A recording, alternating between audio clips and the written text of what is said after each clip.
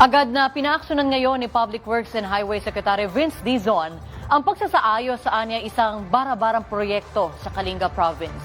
Ang mapanganib kasing road slip sa lugar, tinapalan lang ng sandbags.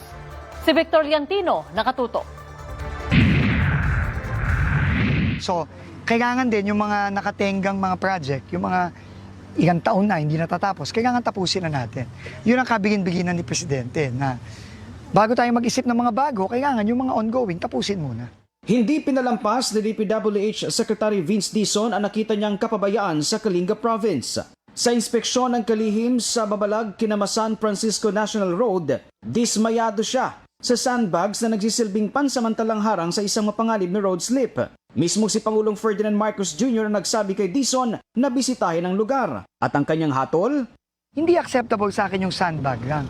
Kailangan yung tamang barrier. So, yung problema daw, kulang sa supply, sabi ko, bumili na lang ng mas mabilis. Direktang binanata ng kalihim ang mga lokal na opisyal at district engineer ng San Pedro Rizal. Para kay Dizon, ang paggamit ng sandbag sa isang national road ay hindi lang bara-bara, pagbabaliwala rin ito sa buhay ng mga motorista. So, pagkita na kagad yung mga sandbag, bumili na, may pera naman, bumili na ng mabilis para mapagitan na yung mga sandbag.